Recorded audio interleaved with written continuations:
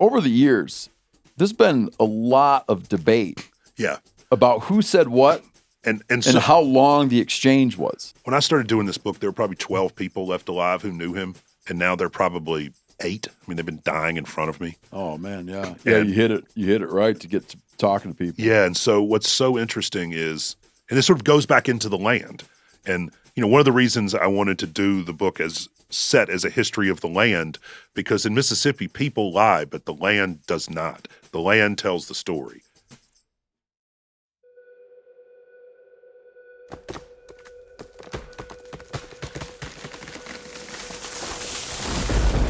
This is the MeatEater podcast coming at you shirtless, severely bug-bitten, and in my case, underwearless. We hunt the MeatEater podcast. You can't predict anything.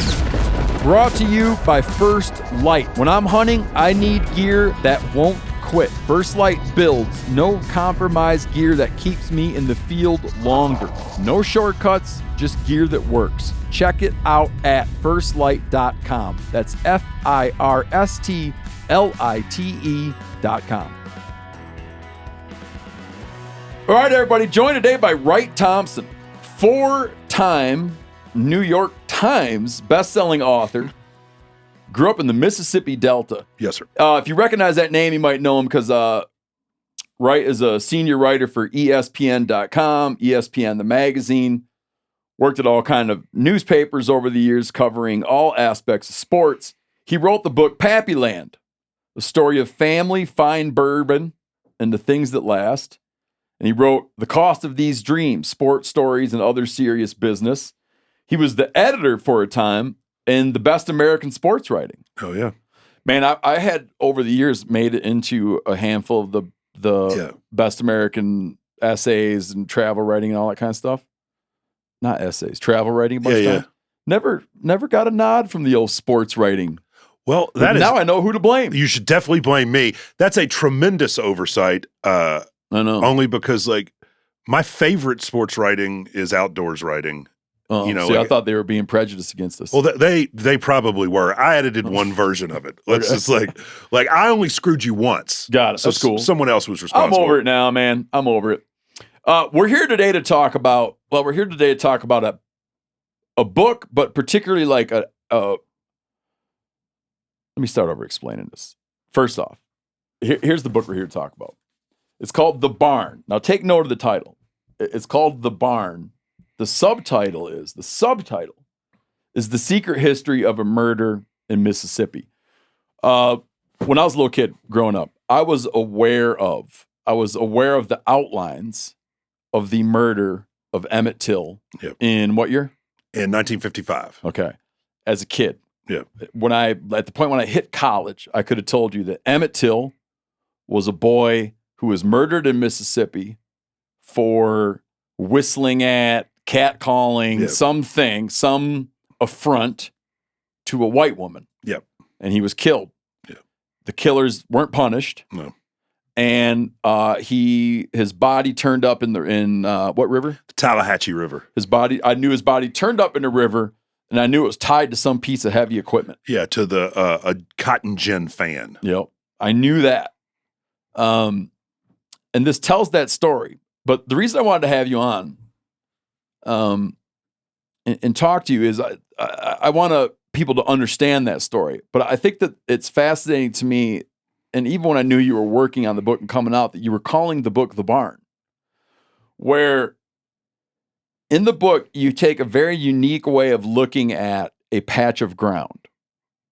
And I think that this way of looking at a patch of ground is applicable to people's lives who love nature, who love the outdoors, who like to hunt, and who like to fish, whatever. People who have a close relationship to the land, which is something I try to encourage. Yeah. And go and pick a piece of ground, right? Yeah. And ask yourself, not only what is the history of this piece of ground, but what are the things that happened that made it be that this piece of ground is now where you find inspiration or whatever, right? Meaning if you have some hunting cabin up north that you would or a hunting cabin down south, whatever the hell. Like where I'm from in Michigan, like everyone's hunting cabin is for whatever reason is always to the north. Yep. Just probably parts of the country where everybody's hunting cabin is east, south, whatever the hell. But for us in the upper Midwest, the action is always perceived to be up north. Yeah. So you have a hunting cabin up north, and by looking at how you handle this piece of ground, and the barn is on a patch of ground, and Emmett Till was murdered in a barn. Yep. Bizarrely, I would never have guessed this is true. Bizarrely, that barn still sits there today. I mean, it is. It's a guy's barn. I mean, there are Christmas decorations in it. All of his duck hunting gear is in it. The owner of the barn, who I love and have gotten to know really well, he duck hunts every day of duck season. Yeah. And it's a barn sitting on a piece of land. And I mean, you know this well, but it was a uniquely American idea for the Land Ordinance Act of 1785, which is Thomas Jefferson, which essentially dropped a grid over America and divided it into townships and ranges. Yeah. And so the barn is in Section 2 of Township 22 North, Range 4 West, measured from the Choctaw Meridian. And like the thing that I thought was important is it's a 1,300-year history of this square of land. Yeah. And that is, when we get going on this, like that is one of the things I want to focus on, is this idea that anyone in America who has an attachment to a place, or maybe it's a place where something horrible happened, like in the case of your book, can learn to understand their spot, can like learn to understand their spot in a deep history sense. That's right. Like the culturally, transactionally, like what are the things that needed to happen? Who are the people that needed to live? What are the actions that needed to occur that has it be that your favorite spot, like why is it there? And why are you there? And how did we get here? I mean, like, I have this fantasy that we could do the entire country this way. Like, I did 136 square mile block. Yep. I would love it if people would take their own version of that, whether it's like you said, whether something terrible happened here, or whether is this the 36 square miles where the last cattle drive was in this part of Montana. Exactly. Like, and now tell me every single human being who ever went in and out of this square of land and every dollar that went in and out. I mean, one of my favorite parts of this was I felt like, there are long stretches of nature writing in here because I felt like you had to evoke the world pre-civilization. Mm-hmm. Like, what was this like before people got here? And the Mississippi Delta was, as you've been down there. I mean, it was a vast, almost uninhabitable hardwood swamp until around 1900. And then they started clearing it and building sort of the last generation of cotton plantations there. And so, like, trying to understand how what should have been a swamp became, a man-made cotton factory. I mean, I nothing about the Mississippi Delta, unless you cross the levee where all those hunting camps are, nothing about the Mississippi Delta has any of its roots in nature. I mean, this is man-made land. Mm-hmm. And like, I think that's an important thing to talk about. Yeah, I'm struggling like a little bit. The story you tell is so complicated. Yeah. Let's do this, man, if you don't mind. Yeah. First off, give a little snip. Like, how'd you get into sports writing? So, it's funny. I wanted to write about music, and I was randomly assigned to the sports section at the college newspaper. Okay. But I fell in love with it because, there's nothing you can't write about through the prism of sports. And there's something incredible about a locker room because, like, these people have nothing in common except they've won some genetic lottery. Yep. And so I've always found that to be fascinating. And I'm most interested in tribes and tribalism and how we organize ourselves and how belief systems are handed down from generation to generation, sort of that as the ultimate inheritance. And so much of sports is rooted in sort of how we code our sort of tribal inheritance to hand from generation to generation. And I mean, I think that's also true for hunting and fishing. Mm-hmm. I mean, the ways in which we pass on the things that are important to us about ourselves that we inherited from our parents or our grandparents, and how do we transfer those to another generation of people? And I feel like Hunting and fishing is a huge part of that. You know, in sports, like I've always been fascinated by the role the games we love play in shaping of our identity. Yeah. And so like I've liked that forever, you know, and I've liked, I started working for ESPN 20 years ago, and it's the greatest job in the world because you just get to sort of follow your obsessions. Yeah. You know. Yeah. So you still actively write about sports now, and you write about everything for like Kentucky Derby, basketball, football. It's just like whatever. It's really lucky because it's just the thing that I'm into at that moment. I mean, I'm doing a thing right now on a tennis star who became a spy, you know, and that's so it's a World War II thriller. God. And so like it's just whatever I've been very lucky in that sense to get to follow obsessions. Yeah.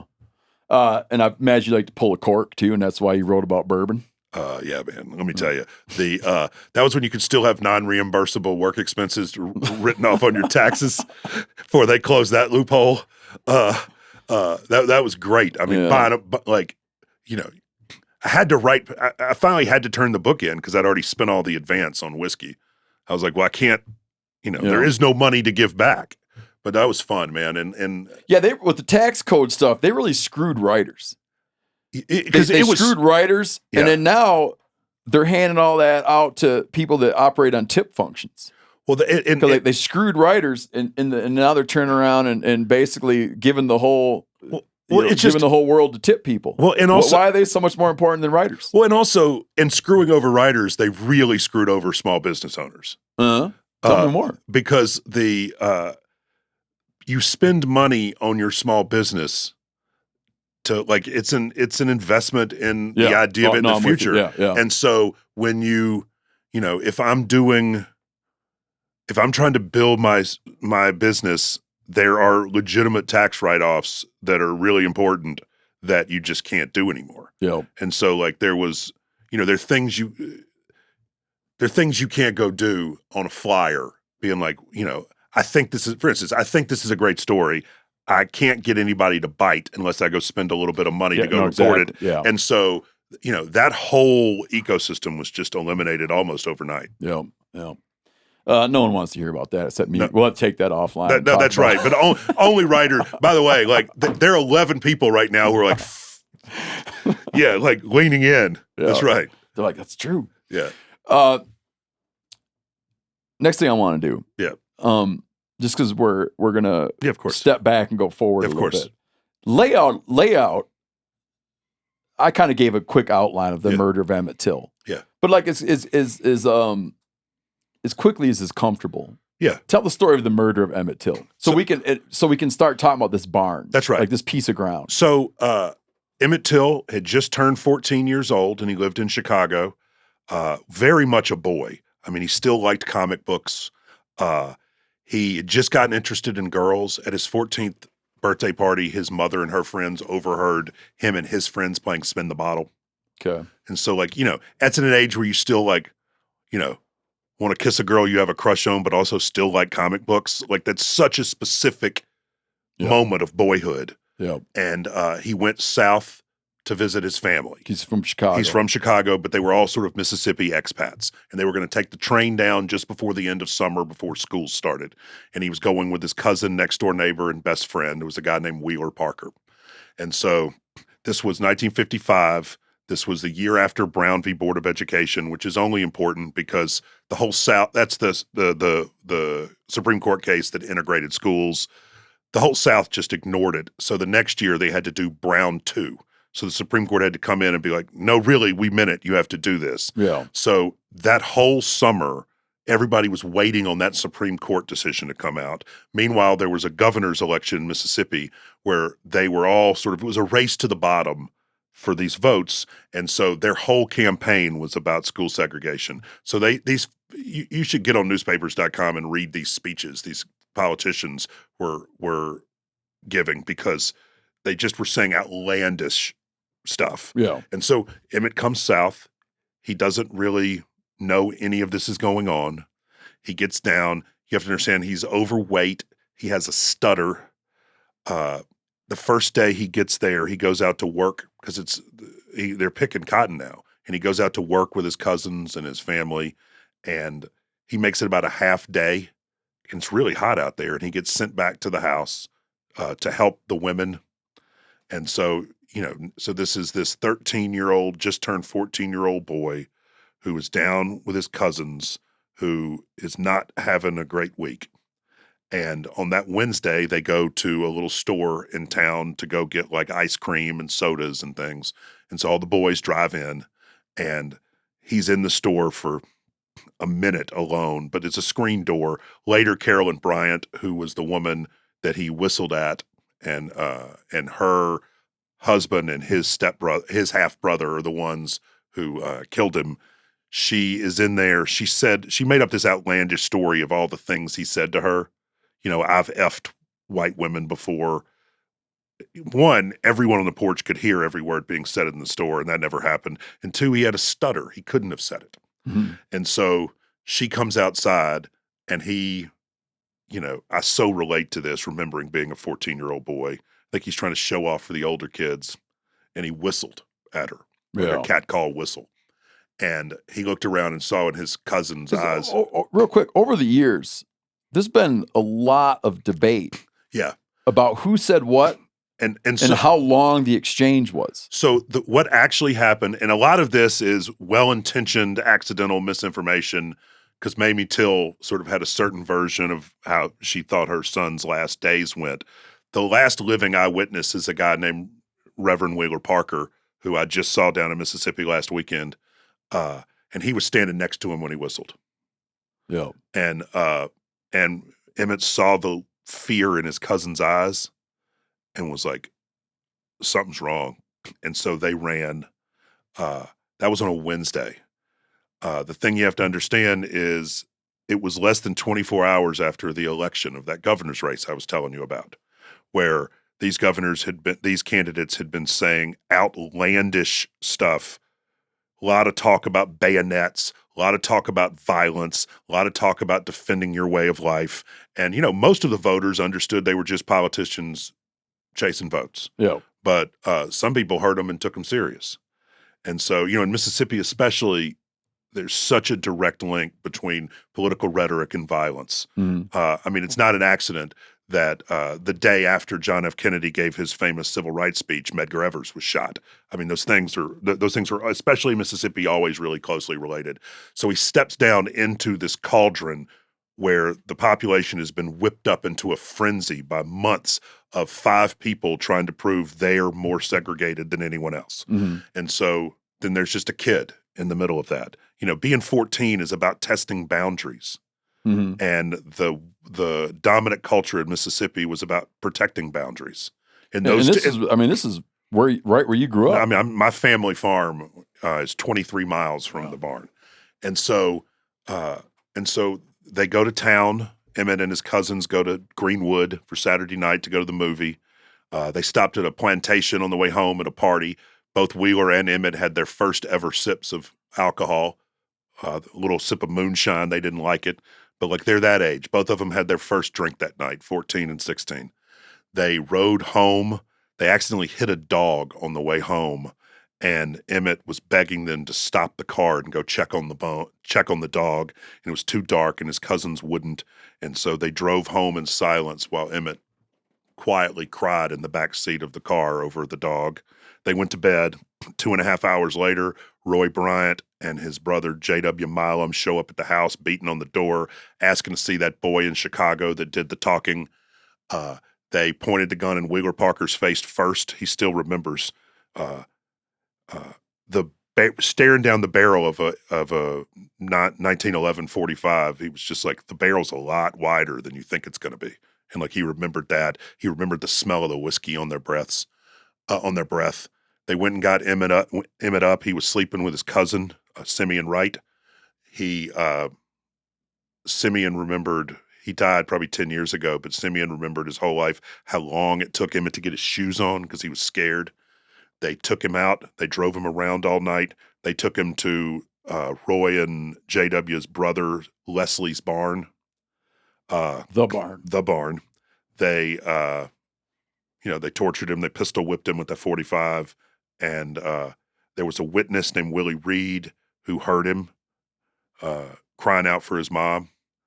And then they killed him and threw his body in the Tallahatchie River, where he would have stayed. I went to the banks one time with a member of his family, with Sharon Wright, who's Moses Wright, Moses Wright's niece. Moses Wright is Emmett's uncle. That's whose house he was staying in the night he was kidnapped. And I'm standing on the banks of the Tallahatchie River with her, and I just sort of was like, what do you think about when you're here? And she's like, I'm just so grateful. And I'm like, what?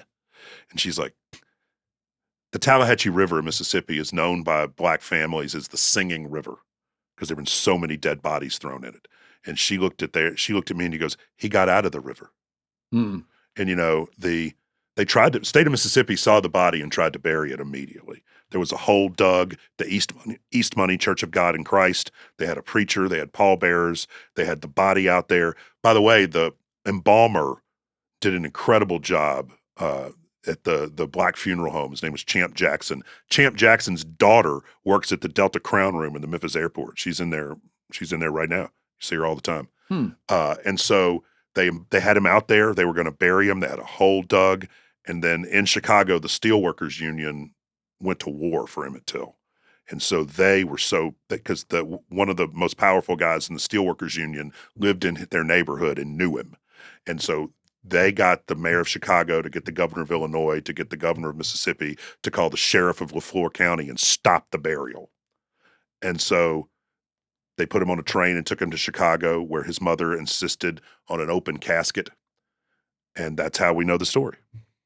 I mean, it's really, when I started doing this book, there were probably 12 people left alive who knew him. And now they're probably 8. I mean, they've been dying in front of me. Oh man, yeah. Yeah, you hit it right to get to talking to people. Yeah, and so what's so interesting is, and this sort of goes back into the land. And, one of the reasons I wanted to do the book as set as a history of the land, because in Mississippi, people lie, but the land does not. The land tells the story. The land, the history of Mississippi is embedded in those courthouse records and who owned what land and how it moved. And Emmett Till's family, even though they've lived in Chicago for 70 years, feel like Mississippians. Like they are definitely people in exile. Mm-hmm. We grow sweet corn on our farm, and they would always want me to bring them up sweet corn. They want hickory wood from the Mississippi Delta for their smokers. They kept trying to plant magnolia trees in their yard in Chicago, but they just wouldn't. And so there's a real sense of people who were disconnected from Moses Wright had to leave his farm. There were so many death threats, he couldn't harvest his last crop. The trial was in September. They were already picking cotton. He tried to hang on to get his crop out of the field and couldn't. He had to give away his dogs. There was a newspaper reporter there the day he left while he was giving his dogs away, weeping. And so, everybody had to leave in the middle of the night. Willie Reed, the witness, he got so many death threats that a couple of days after he testified, Moses Wright and Willie Reed were the first Black people to go into a court in Mississippi and accuse a white man of murder. And that was 1955. That had never happened before. And so Willie Reed had to walk 6 miles down a gravel road, down the Drew to Ruleville Road, which is the road the barn is on. The Drew to Ruleville Road, if you want to sort of play with the idea that in that sort of 100 years of solitude way that time isn't real, that road was built by Nathan Bedford Forrest's brother. So, and Nathan Bedford Forrest in the winter of 1863 and 64 marched his cavalry down that road past the Doherty Bayou. So I think in some world where time doesn't exist like we think it does, those horses and J.W. Milam's green and white Chevrolet two-tone pickup truck pass each other night after night after night after night. And so Willie Reed walked down that road past Fannie Lou Hamer's Freedom Farm, and it didn't exist yet, past where it would be. And there was a car waiting for him at the intersection of the Drew to Ruleville Road and Highway 8, and the man driving that car was Medgar Evers. And it was the sort of first civil rights thing he had ever done. And Willie Reed moved to Chicago, changed his name, and he was married to Juliet, who I know, I just saw her in Mississippi, was married to her 10 years maybe before she knew that he had some other history. It's these are people who were forced to leave a place. I'm sure it's a coincidence, but Moses Wright took a job where he cleaned a local theater in Chicago, and he went to work every night at the exact same time that the kidnappers had knocked on his door. Oh, yeah. And he kept a garden because he's a country boy. He hunted and he fished. You know, Wheeler Parker told me about his dad one time. A tornado hit their house when they still lived in Mississippi, and it ripped the roof off the smokehouse. And it was in the middle of the night in the rain, and his dad had them out there finding bacon and hams and sausages because it had all been thrown all over the field. And he's like, holy shit, you know, we got to go. Like, Yeah. And so, you know, these were people who had real rhythms and a country way of life. Moses Wright liked to hunt. He liked to fish. He liked to make his own sausage with that sage in it. He liked brains and eggs every morning for breakfast.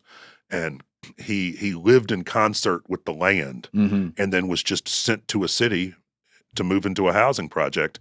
And they let him, the Illinois Central Railroad gave him a patch of land, and he did this incredible garden. They made fake mules out of like wheelbarrow wheels, and they went out, and that was the closest he ever felt to home again, is in his garden. And another old man who'd sort of been forced to leave Louisiana did it with him, and that was Fred Hampton's father, the founder of the Black Panthers. So Emmett Till's uncle and Fred Hampton's father worked a garden together in suburban Chicago. In order for you to start tracking the history of this piece of ground in this barn, you had to kind of settle, or at least in the book, you go through the process of settling where the murder occurred. Because there was like a lot of, dude. like people, like you think like, how would you lose sight of that? But there was all these different versions of where it happened. And So- one of the first things in the book is exploring, where was it? So what's crazy about it is, so the killers sold their story, a confession, to a national magazine because they needed money. And so in the process of doing that, there were a lot more people at the barn that night than just two guys. Mm-hmm. I mean, there were 8 to 10 probably. And so most of those people got away with it. So they had to tell a phony version of the confession couldn't be real because they were protected by It would double implicate jeopardy, their but buddies. they couldn't. And it was a family who did it. I mean, it's, you know, in that barn that night, there were 3 brothers and a brother-in-law, you know, and so this is one family killing, like it's very tribal. Yeah. And so so they had to write everybody else out of the story. And so they moved everything. And, you know, there are a lot of history books that quote from the fictitious account that ran in Look magazine. Yeah. So, you know, Leslie Milam, whose barn it is, Leslie Milam in 1973 called his preacher, Macklin Hubble in Cleveland, Mississippi, who I interviewed before he died, and said, you know, his wife actually called the preacher and said, Leslie needs to see you. Can you come over? And he goes out to this sort of ranch house on a sun-baked dead-end street that dead ends into a cotton field on the very outskirts of Cleveland, Mississippi. And there's this guy dying on the front couch of the room, and it's Leslie Milam. And before he dies, he wants to confess to his preacher that he was one of the people who killed Emmett Till. And his preacher listens, and they pray together, and the preacher leaves. The preacher's so shook that he left there and drove out to the store and money just to sort of commune with it. And then Leslie Milam died before the sun came up. And so, like, there were people, you know, Mamie Till got asked late in life, how does it feel that these killers got away with this murder? And she sort of smiled, what do you mean? They got the death penalty. Mm-hmm. You know, they all died young, riddled up with cancer. That's the thing I want to touch on Yeah. later is they got acquitted, but they were cursed, man. They were definitely cursed. And like, It was kind of like what we talked about before we started recording. yeah. It's like O.J. Simpson. Well, just He got acquitted, but he was cursed. Well, you know, there's a sense of like, one of the things that you want to do is excavate the blood in the dirt. You know, like I've made a real point to follow, you know, if this is a story about memory and erasure, within eyesight of the barn, there is the Harvard's Peabody Museum started digging, and it's a Native American city. And the reason it's archaeologically interesting, and this is, you know, right in Township 22 North, right where the barn is, the reason it's so interesting is that a whole civilization rose and fell there, and in many ways it mirrors the sharecropping civilization that would rise up centuries later in the same place, almost 1,000 years later. But what's interesting to the Harvard and all the other archaeologists who've been digging on this site for years is there's something there that shouldn't be there.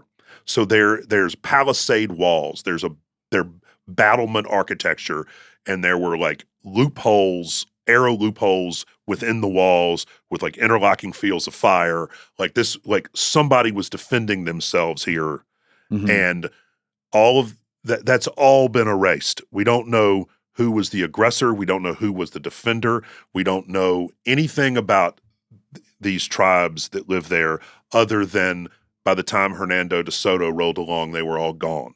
Yep. And so, and this is, so on this piece of land, there was a monocrop culture that where the elites lived on the hills, on the mound structures inside the gates, and then other people lived in little cabins sort of out as they worked the land, and it mirrored so completely the ecosystem that would rise and fall. I mean, in some ways, 1955, in some ways, the murder of Emmett Till was the death of sharecropping, because the first mechanized crop ever planted had been 1943. You want to do something fun, you can lay down these timelines of histories of the research and development, production, and then mass production of cotton pickers and the electric guitar, because it's almost month to month. So as the technology is invented that is pulling the last people out of the Mississippi Delta because it's become mechanized, on a parallel track, the technology is being invented for the music of those people. You can hear an acoustic guitar ring out across a field or in the country, but in a dark, loud bar, you need electricity. And so you can watch those things develop in tandem. But anyway, I mean, it's fascinating to me to understand that there was, on the spot where Emmett Till was killed, there was an entire civilization that rose and fell. And we say history is going to remember, but that just isn't true. I mean, history almost exclusively forgets. And then in that same square of land, you have Dockery Farms, which is the home and birthplace of both the Delta Blues and therefore all American music. I mean, all protest music is rooted there. Charlie Patton, who grew up, I mean, almost with an eyesight of the barn, was the first real blues star, Paramount Records in 1929. He sang first-person songs, name-checking local cops. I mean, this was protest. This is 10 soldiers and Nixon's coming. This is fuck you, I won't do what you tell me. This is F the police. This is, it's not an accident that Eazy-E's grandparents owned a grocery store 16 blocks up Broadway from the house where one of Emmett Till's killers lived. I mean, these are like, Sam Cooke, A Change Is Gonna Come, is from the same little town in the Mississippi Delta as Muddy Waters, I'm a Man. Nate Dogg is from that same little town. So every time you're listening to any G-Funk, there is a like direct line back to Township 22 North, Range 4 West. And so, you've got Nathan Bedford Forrest family there. You've got Fannie Lou Hamer's Freedom Farm there. There was a Nazi POW camp in between Drew, Mississippi and the barn in the 40s where they were bringing Nazi prisoners to work in the cotton fields. And it's interesting that the local people realized that they were helping the Nazis soldiers like cheat and teach them how to like, here's how you weigh down, like, how to get up on the people running it. But some of the Nazi soldiers stayed and married local women and are still there. And the Nazi soldiers were treated a lot better than their sort of the black sharecroppers who were working alongside of them. But this was real. I mean, there was a whole universe in this square of land, and it would be interesting if we could do this. Like, I would love to know the history of the square of land, like where we are sitting right now. Someone needs to do a project where you track every section, not every section, but every township. Every town. Someone should do the United States township by township, because I would love to know. Some townships wouldn't have many readers. Well, no, but I mean, like, there's no one on them. Dude, let me tell you. I mean, like there's that Frank and Deborah Popper who are academics. Oh yeah, the Buffalo Commons. The Buffalo Commons. All right, so I'm way into the Buffalo Commons because this is actually interesting. That speaks to this, but like if the wellspring of the American identity is the fact that manifest destiny was achieved, and if you look at Frank and Deborah Popper's research, that many of the places settled in the mad rush west almost immediately started depopulating. So there are vast stretches of the country now that are technically frontier, and if we didn't actually settle it, what does that suggest? And one of the things is, a lot of this book is a mapping, and so I've got this great railroad map that shows around 1900, and it's the railroads coming up from the north, south, west, and east, and you see them just stop because they haven't connected yet. So this is 20 years after Frederick Turner's essay. This is 20 years after the Census Bureau. What Wright's referring to is there was the U.S. government used to define frontier is a certain number of people per square mile by population density. Yeah, and there was a point at which the frontier officially closed in America. Yeah. Because the population density had been met. That's right. And so and then there was the observation later that all of a sudden it went unremarked upon, but all of a sudden places kind of went back to frontier. That's right. Because people would come out and homestead these 40-acre chunks on arid land, but it wouldn't work. Yeah. And so they leave. And then so technically it went back to frontier. I mean, and by the way, almost immediately. And so, in 1900, the Mississippi Delta, like I said, was largely uninhabited hardwood swamps. Yeah, I want you to jump into that a little bit. Like, so you were talking about Native American history, but kind of explain the Delta as one of the last great wildernesses. So from 1750, somebody listening who knows more, whenever the spinning jenny was invented until the DuPont laboratory in Wilmington, Delaware in 1933 invented nylon and made petroleum the world's most important commodity. From the spinning jenny to nylon, cotton was the world's most important commodity. What's the spinning? You mean the thing that seeds out? No, but 1764. It's the thing that starts to allow mass production, so you can turn one worker into 10. And what is it? And so it's what is the tool? It's a weaving situation, I see. Okay. like a Manchester. It's not an accident that that during the Civil War in Manchester, the Irish factory workers were raising money for the newly freed enslaved people, and the factory owners were flying Confederate flags above the factories. I mean, it's not an accident. Like Manchester, Mississippi functioned for a very long time as a colony of Manchester and Liverpool and London. But anyway, okay. So because they were sending cotton. They were sending cotton. Yeah.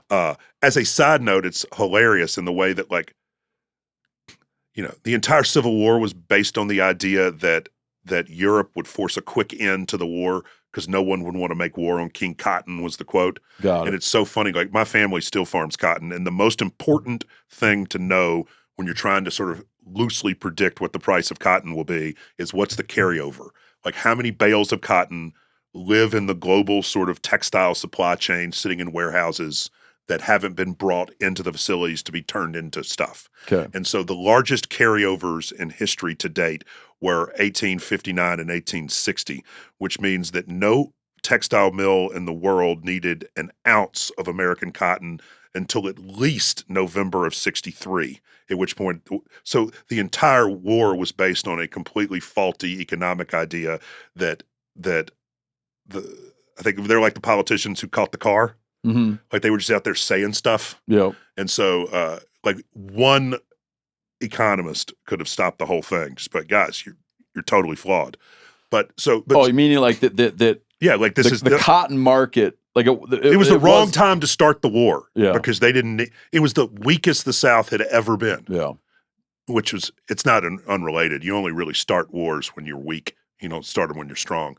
But anyway, like, the Mississippi Delta was the center of the cotton economy for a little while, and then it moved around the world like oil does. They're finding oil all over the world. Cotton was like that, and so it moved from Mississippi, Egypt, Brazil, India, Pakistan, Texas. It's all over the world, and then the last place it came back to before King Cotton died forever was back to the Mississippi Delta. Mississippi Delta was mostly hardwood swamps. The railroad companies were buying huge swaths of land, and the northern woods were running out of wood. And so those timber companies came down to Mississippi. The big plantation adjacent to the barn was owned by a timber company from New York. Oh, okay. And so like these timber companies were coming down. That's why Teddy Roosevelt, that's Teddy Bear, he had been Sure. So Teddy Roosevelt spent the night in Township 22 North, Range 4 West, and he gave as his gift to the plantation homeowners, it was Taylor and Crate, I think it's right, from New York. He gave them 2 ginkgo trees to plant as his housewarming gift for having him there. And one of those ginkgo trees is still alive, and there's a tire swing in it. And it's out there on the road. You can go see it. Yeah, there's a tire swing in it. Yeah, the people who had the house don't know. It's just behind it's not a trailer. It's like a corrugated tin house, and they have Teddy Roosevelt's ginkgo tree in the backyard. And so, you're kidding? No, man, is that in the book? I don't even remember that. Yeah, that's in there. And so, like the land that railroad companies in concert with the timber companies, they bought all this land, they cleared it. And then to sell lumber. To sell lumber. And to ship it where? North? All over, like crates. And by the way, when Mississippi ran out of hardwood, most of these companies went to Oregon. And there's a reason that they're Mississippi town names in Oregon, because it's sort of, like Schlitz Brewing Company bought a timber yard so they could make their kegs. And so, anyway. But out of hardwood. Out of hardwoods, all hardwoods. And so they were clearing this land. The cotton plantations were almost an afterthought. Yeah. Like, what are we going to do with this? Like they cleared it for lumber. They cleared it for lumber. They're like, what are we going to do with it? And so, they were selling all of this land, and this was cotton's last gasp. And can you? I remember you had some statistics about that land. Did like the depth of the topsoil? Oh, in some ways it was like, we call that ice cream soil, man. In some ways it went like 200 feet deep. Yeah. I mean, incredible soil.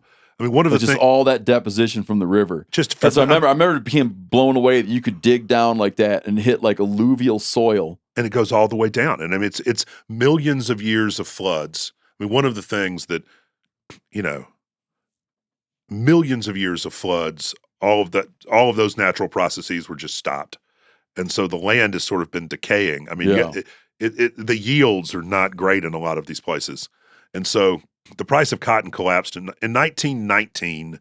The price of cotton was $1 a pound. I think today it's 66 cents, and so maybe 68. And so it was $1 a pound. It was the last. It's lower today by 40 cents, even adjusted for inflation. Not adjusted. I'm saying pure money. No, it's 32 cents lower than it was in 1919. Wow. And by the way, if you talk to it, like. This year is going to be so catastrophic for farmers. I mean, our neighbors that are going out of business, like people because the cotton prices being low, cotton prices and soybeans. So our farm is cotton, soybeans, rice, and corn, and China buys all of our soybeans. And this year they haven't bought a single pod of American soybeans because of all the tariff fighting. Yeah, all the tariff fighting. It's just killing American farmers. But anyway, they cleared the price of cotton collapsed in 1923. And then for 10 years, they tried to fix it.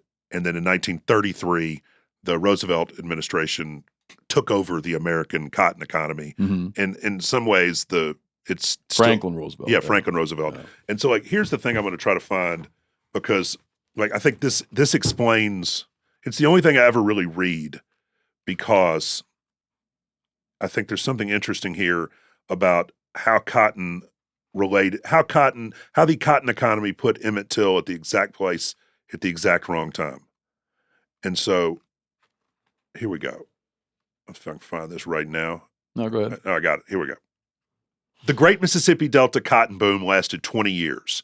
The suffering and killing and decay that would follow for the next century were the price of 3 great years and a dozen good ones. Those 2 decades also marked the peak of the lost cause mythology.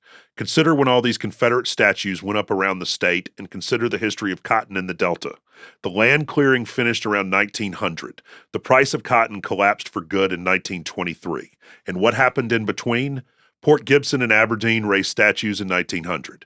Macon in 1901. Fayette in 1904, Carrollton and Beulah and Okolona in 1905, Tupelo and Ole Miss in 1906, Brandon and Oxford and West Point in 1907, Cleveland and Lexington and Raymond and Duck Hill in 1908, Greenville and Winona in 1909, Hattiesburg twice and Grenada in 1910, Gulfport and Kosciuszko and Quitman and Ripley and Brooksville and Heidelberg in 1911, Columbus and Laurel and Meridian and Philadelphia and Vaden in 1912, Greenwood and Sumner in 1913, Greenwood again in 1915, Hazelhurst in 1917, Louisville in 1921. Many of these were placed, quite intentionally, on the lawns of local courthouses. Most of the monuments around the state were built during the brief but emotionally powerful cotton boom. Not a single courthouse statue in the state of Mississippi was erected after 1923. Wow. It's all like the history is all in, it's in the price of cotton, it's in the land. I mean, when you look at the equation of agriculture, even now, you don't control the price of seeds, you don't control the price of equipment, you don't control the price of chemicals, you don't control the weather, you don't control the price of water, you don't control how much water you need. On the other side of the equation, you can't control how much you're selling it for because you can't control the markets. The only X in the long variable of an American farm that you have any control over is labor. And so now you have a system in Mississippi from 1933 where the government is stepping in and taking over the cotton industry. And if it's they wrote the Agricultural Adjustment Act of 1933, and then they had to it was declared unconstitutional. They had to do it again in either 36 or 38, I forget. But one of the things about that was so interesting is they were trying to figure out, well, what is a subsidy supposed to do for an American farmer? And the thing that they settled upon was, it used to be called something called parity payments, and now there's a different structure, but the fundamental ideas are the same. They wanted people to be able to live like they were living in 1919. And so if it ever feels like Mississippi is stuck in the past, it's because, like, statutorily, it literally is. You know, a lot of the American farm bills are designed to sort of recreate that purchasing power. And you know, a thing that happened between, say, 33 and 55 is you have King Cotton is dying. As mechanization comes in, you have to have a significant amount of capital to be able to buy all this equipment. So it's sort of changing who can even farm. So you have an entire world that is collapsing in on itself, separate from the Supreme Court decisions and, you know, integrating the schools. I mean, you just have an entire way of life collapsing in on itself. Prices are spiraling. 1954 and 1955 were terrible crops. And so what you have is, and then you have, you know, black people in Mississippi had no access to the courts. So there was no way for them to do anything if their landlord was cheating them. And so you just created this situation where people were desperate and almost had unchecked power over other human beings. And then Emmett Till decides to go visit his family on vacation. Right before I read your book, I read John Barry. What's the great Rising Tide? Rising Tide. And by the way, the 1927, the levee broke in Scott, Mississippi. It broke exactly at where Delta Pine and Land Plantation is. It was DPL was one of the first landowners in Township 22 North, Range 4 West, which the whole book is about, and it was owned then by the Manchester Fine Doublers and Spinners Association, which was the world's largest manufacturing conglomerate that was buying up Mississippi Delta plantations to vertically integrate its supply chain. You know, that company still exists. It has a different name, but they make lingerie for Victoria's Secret and Marks and Spencer. I mean, the companies all still exist. That plantation was later owned by Monsanto, and it's now owned by Bayer, the aspirin people. And so, but like where the levee broke was at a plantation that was owned by a Manchester manufacturing conglomerate. Yeah. Anyway, sorry I interrupted you. Oh, no. It's a phenomenal book, Rising Tide. I love that book. Yeah. We were going to have Mom, but he canceled at the last minute or something happened. No, his flights got canceled. Flights got canceled. Yeah. It's a fascinating book. It's really but good. It introduces a thing about, between that book and your book, and I want you to explain sharecropping in a minute. Yeah. But it introduced me anyways to a weird bit in American history. where from like the history of agriculture. Yeah. He explains how there's always been, like you just mentioned, there's always been a labor problem. Yeah. When it comes to cotton production. Yeah. Agriculture in general, particularly cotton production. And he lays out this thing that the labor problem kind of emerged upon emancipation of the slaves, where for a while the labor problem is you just owned the labor. Yeah. And then all of a sudden they're faced with this thing that you have to entice. Well, you have to be able to entice willful laborers. Well, and the thing that's wild is after the war, all anyone wanted was, can I just have 40 acres where I can protect my family? And so the global capital markets are freaking out about this. You can read the minutes of because like the way we have business conferences now in Las Vegas, they had those in Brussels in 1860. I mean, they've been, those aren't new. So you can read the minutes of these like think tank meetings where they're essentially trying to invent sharecropping in real time. Sharecropping was the compromise between labor and capital because they tried a couple of different things that didn't work. And so you can watch the global capital markets, and we go into this in the book because it's sort of, you watch the markets coerce people into living in a way that they didn't want to live. Like people just fought a war. People wanted to go, I love that line from that Dire Straits song, someday you'll return to your valleys and your farms. It makes the hair stand up on my arm. I love that. Yeah. Because it gets at something so existentially true. And people just wanted to go home and live on their land. And there was this brief moment in Township 22 North, Range 4 West, all over the South, where you had white and black people. You had veterans of the Confederacy and veterans from the Union Army.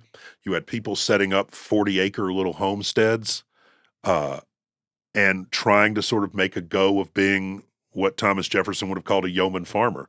And you watch those people get just chewed up and spit out by the global capital markets who had to have these lands in large blocks. Yeah. And so, the people who just wanted to go hunt and fish and, grow a little cotton to have a little cash, but have big vegetable gardens with homegrown tomatoes. And, my dad was a small town lawyer and he had a client who was a drug dealer who would pay him in tomatoes. And it was the best thing ever, man. All summer we'd eat these homegrown tomatoes. And, our big meal in the summer was dinner in the middle of the day. And then supper was always just leftovers, but it's usually bacon and tomato sandwiches in the summer. Yeah. And so, anyway, they just wanted these huge gardens and wanted to live with their families and especially if you're a formerly enslaved person, try to start, roots in your own land were the most precious thing. Yeah. And you just watch the global capital markets make that impossible. Yeah. I want to finish this point about that he makes in Rising Tide, or this thing he explains is, it's very surprising to me that once you had the responsibility of enticing and holding labor, willful people to get to work. One of the conflicts that comes up in this area along the Mississippi that he explains is that as the Ku Klux Klan emerges, there are agricultural people, there are farmers who are fighting against the Klan, saying this argument: stop scaring away all the labor. That's their take. Their take on it is, if you are making it hostile for people that want to be here and work, you're working against our interests. And that was their argument against the Klan. No, you cover so much of that same stuff. It was just weird that I happened to read these two books at the same time, because I was something that never even occurred to me is this huge problem of how do you get people to work the land and farm when you can't just make them do it? Well, and the thing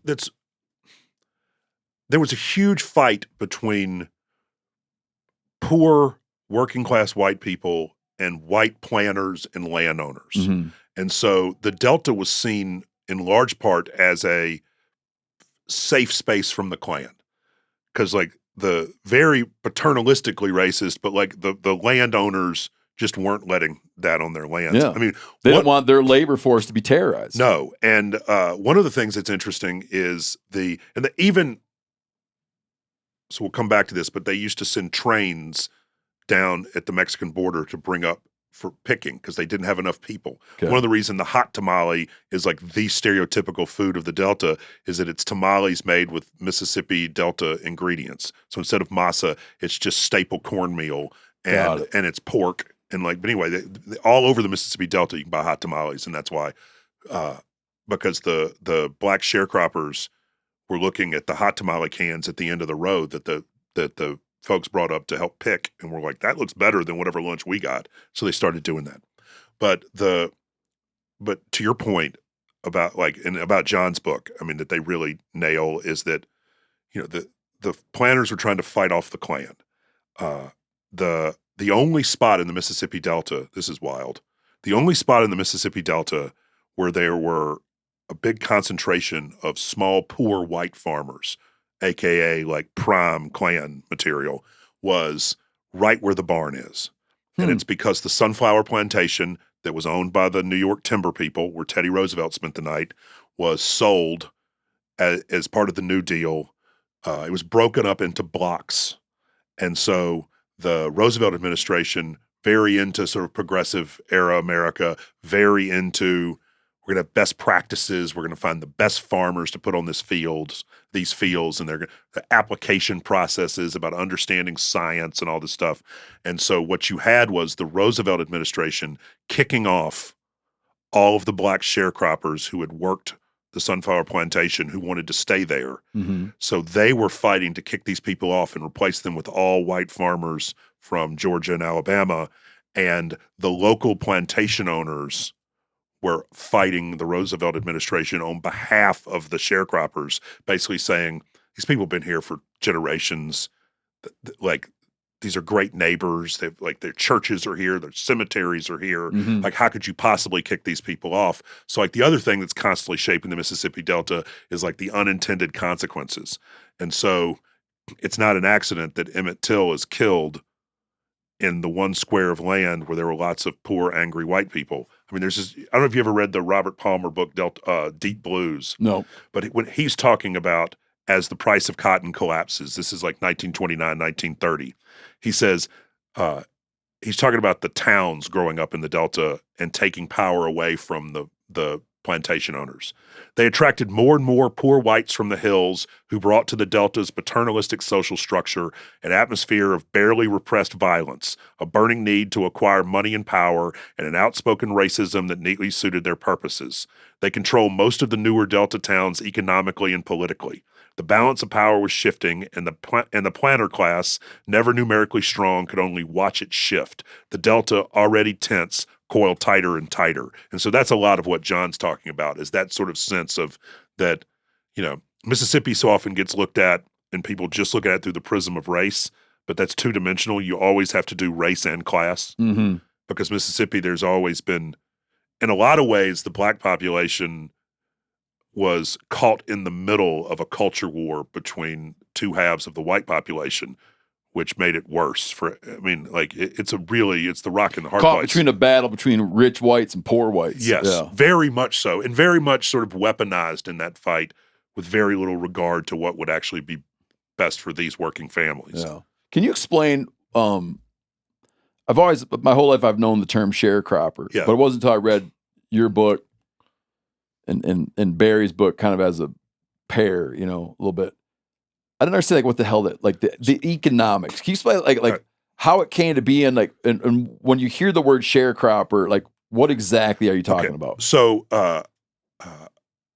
black people had virtually no access to credit markets. Uh-huh. So the only way you could get out of poverty was with a crop loan.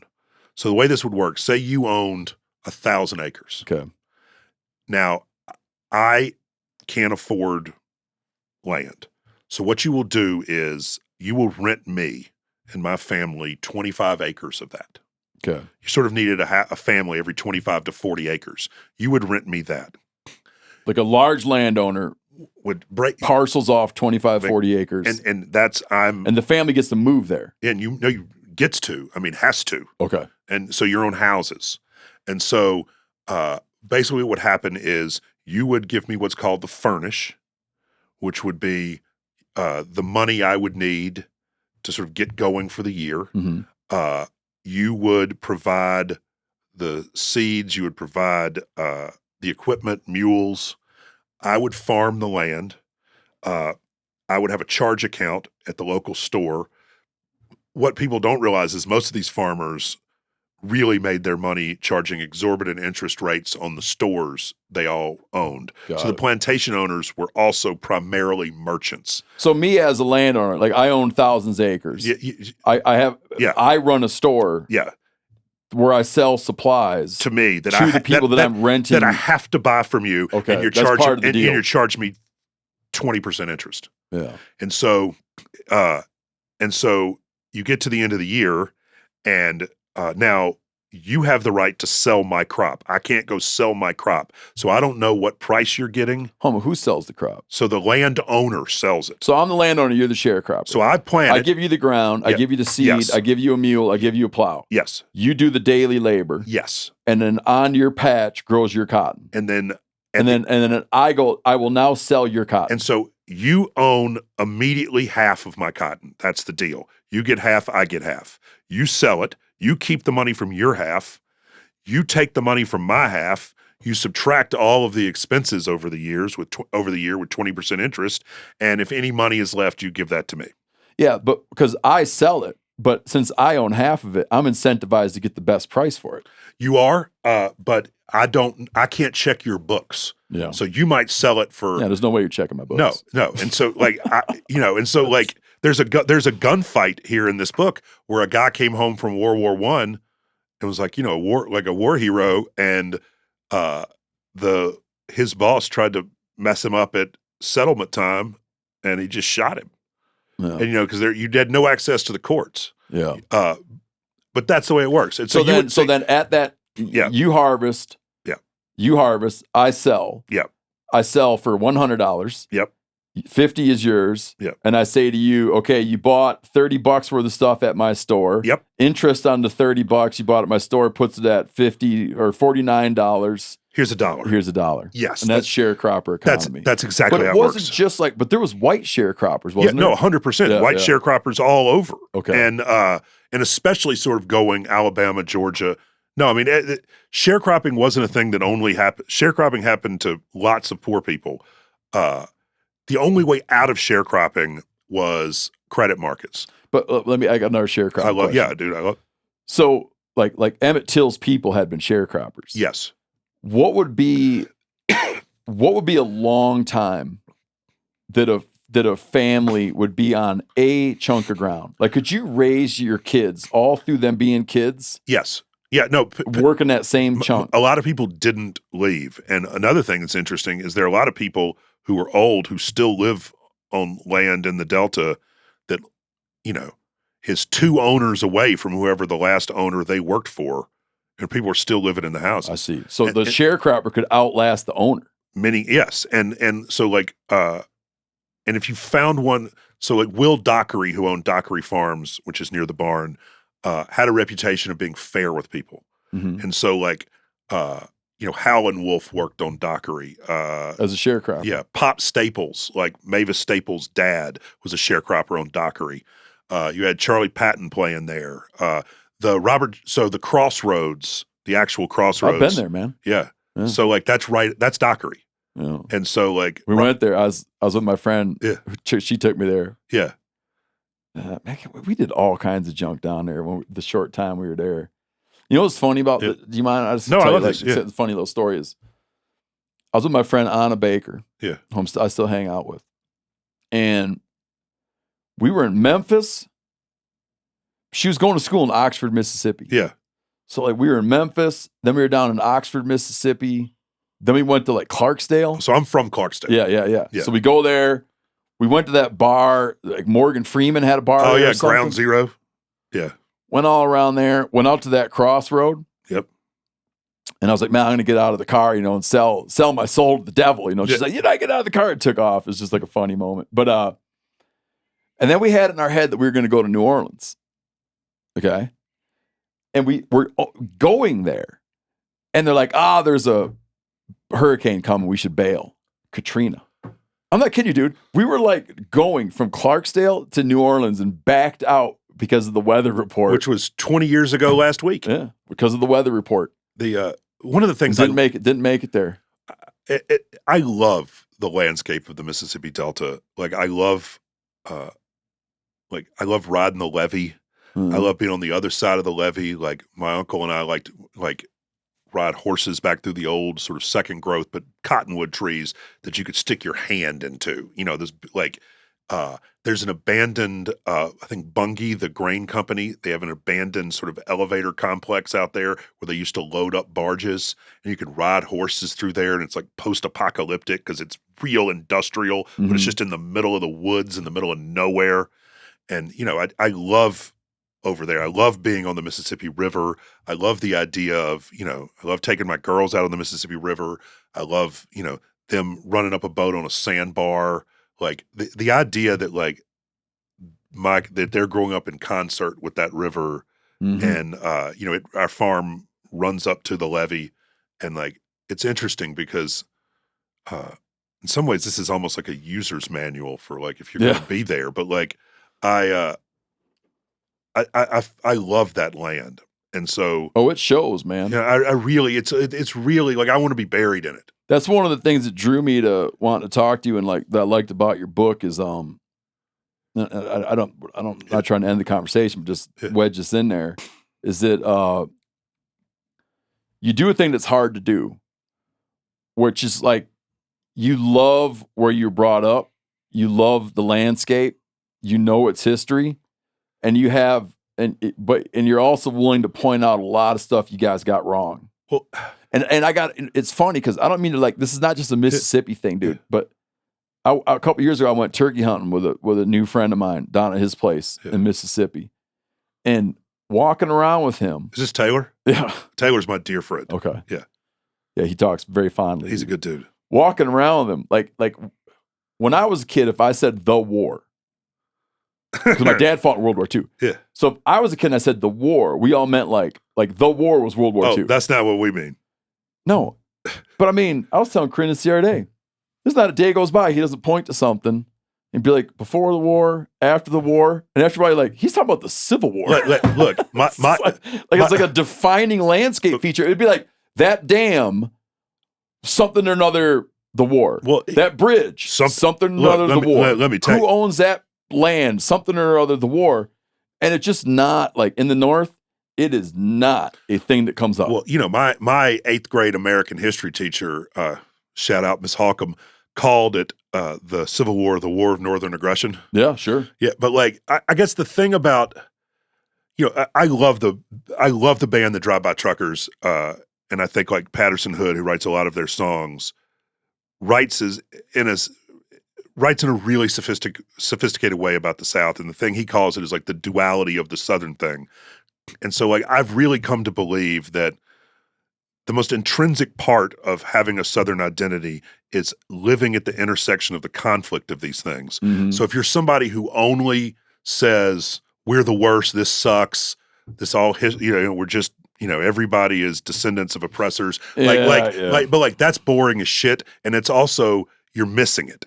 And if you only defend it and only say, if you try to diminish the other stuff, you don't actually live there. Living there means living at the intersection of these two. Being Southern means being able to hold two opposing ideas in your head at the same time, and some parts of both of them be true. And so like when I see people who aren't willing to do that, I just find it odd. And, I think like, it's not an accident that so many Southerners were in favor of tariffs, which everyone's grandparent would have known what a tariff does to a commodity market. It's where being Southern used to be about being on the land and living in concert with the seasons and understanding that. And so few people are still connected to the dirt in that way that you have, you have people out there living in angry travel ball suburbs who don't remember anything about what it means to farm, who don't remember what it means to live in concert with the seasons, who don't, who don't move out to the deer camp between Thanksgiving and New Year's Eve. You think about, my cousin second generation president of the Marigold Hunting Club. If you ever get an invitation there, but they have a communal like dining hall, and so people eat meat like between Thanksgiving and New Year's Eve. Like farmers move their families out there, and so like I love the parts of Mississippi that are still deeply connected to the rhythms of the land. My Uncle Reeves, who has been on our farm every single day since 1968 when he took it over, loves, it's funny, he's president of 2 different big deer clubs. He hasn't shot a deer since 1963. and he But he still likes deer club. But he likes the herd management. They got a PhD from Mississippi State, like working with what they're planning and when, and he loves that. And then, we've got 3 or 4 duck holes on our farm, and he's out there every single day. And a lot of times doesn't take a gun, like is just calling them in, just likes to be there and wants to be on, not land, wants to be on his land, wants to be buried in his land. Yeah. And like, that's such a important part to me of what it means to be from Mississippi and to be from the South. It's very funny. I have a dear friend of mine, Clay Newcomb, who I work with too. We always laugh because he has a lot of Arkansas exceptionalism and Southern exceptionalism. So he's over at Stuttgart busting some ducks. He'll say quite freely, he's like, well, in the South, music is very important to us. And I'm like, okay, I didn't realize that it's not. I didn't realize it's not important. Wait, sorry, I didn't realize music wasn't. I didn't realize music wasn't important in Harlem. Music wasn't important in San Francisco. Detroit. Detroit. This is Motown thing. But there is, dude. It's like legitimate. And it's the thing. I'm gonna get back to sharecropping. Sorry, but I giggled. I haven't done that in a really long time. It shows you're having a good time. What I hand it to him is like, he does a lot of interviews with I mean, his show is largely about Southern culture. Yeah. He has a lot of interviews. And like, there's a thing that I got to give him. If you just went and randomly pulled 100, you randomly pulled 100 Northerners in a room. Yeah. And you randomly pulled 100 Southerners in a room. Okay. And you said, like, what way, I want to know what cardinal direction the front door of your house faces. The Southerners are going to kick the shit out of the Northerners. West. If you said, I want to know what is the how could you not know that? Because it's the sun. Well, I'm just okay. It's just a thing. Yeah. If you took 100 Southerners and 100 Northerners, and you said, if you take a piss in your yard, tell me the route that piss would take as runoff. Oh, I could definitely do that. And what major river would land in? The Southerners are going to kick the shit out of the Northerners. All farm. I don't know why they have this. It's because and they can all owl hoot. They just can't. All farming is getting water onto land and getting water off of it. Yeah. Like one of my favorite things to do is to drive around our farm with my Uncle Reeves, because his understanding of the drainage. He's like, well, see, that culvert goes into the Bogfalia, which is going to flow into Deer Creek. Like, it's unbelievable. Yeah. And so, like, Southerners are better at it. There's just something about the Southern experience that, or it's everyone had it, but it got, and this is just very general. Like my friend Doug Dern's like dying right now. He's in Wisconsin. He can tell you where every piece of water. Oh, it's the guy where you guys go deer hunting on the show? He can tell you where every piece of water in the whole state flows to. So there's exceptions. But I'm saying, like, like the knowledge got scrubbed. It's getting scrubbed everywhere. Yeah. The knowledge got scrubbed more in the North. It used to be like, it just got scrubbed more in the North. Yeah. Industrialization came quicker, whatever. Suburbia came quicker. It got scrubbed in the North, fashion got scrubbed in the South. So when I look down there, I'm like living with deep history, living with landscape, understanding the limitations of land. It just feels more alive. Yeah. In the South, and reading your book, I'm like, this is, and looking at your book, I'm like, this is the kind of thing that I wish there was more of, is people being like, the history where you live and what goes on, and connecting it to how much topsoil you got, how much rain you got, what kind of trees grew where you got, and also, it just, this story gives this like super dramatic, nationally known travesty, a way to go like, okay, let's let's do this at a place, but we're going to do this at a place that changed America. Well, and this idea that like that the rainfall and the cotton or soybean yields have a direct impact on violence. Yeah.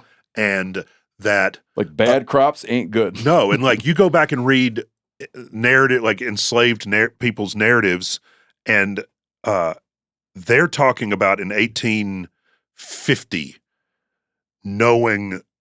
needing to know what the Liverpool price of cotton was because that was going to determine how violent their day was. Mm-hmm. Like this is the moods of people. It's been tied to that forever. And I mean, you know, the ways in which, I mean, we said this earlier, but the ways in which Mississippi, you know, functioned as an extension of my mother grew up in Shelby, Mississippi, and they got the Manchester Guardian delivered to their house. To track cotton. To track to textile industries and cotton because there was no internet. And even though the paper came once a week, it gave her father just a little more info. Yeah. And so there's always been, you know, Yazoo City, Mississippi used to be named Manchester, Mississippi. My Uncle Will was the team doctor for the Manchester Academy football team forever, and it's named after Manchester. You know, and I mean, it's their shit was that tied into that far away it was thing. So tied into, you know, in New Orleans, all those banks. Those are all London banks. New Orleans, Charleston, and Savannah were sort of outpost of European capital markets. Yeah. And it's just like all of that stuff is fascinating. You know, there are a lot of these histories of America that I feel like are fatally flawed because they stop at the water's edge. Uh-huh. As if like this, like you can watch capital markets move all of this. And one of the heartbreaking things in the book, there are probably 5 or 6 different times. The reason I like the Ivory-Billed woodpecker in here is because it represents the mystery to me, and it represents the sort of Gabriel Garcia Marquez, It's Raining Flowers and Macondo sort of active imagination of what could have happened 9 different times. This whole thing could have been avoided. And so like rolling through the history of the land, you see over and over times where a decision, like one decision, and none of this would have even ever been there. When we finish, I want to talk about 2 things. I want to hear about the Ivory-Billed woodpecker. Yeah. I want to hear about the curse of the killers, but I want to step right now back to something we left off. Yeah. Why, like Emmett Till's people, his people had been sharecroppers from Mississippi. Yep.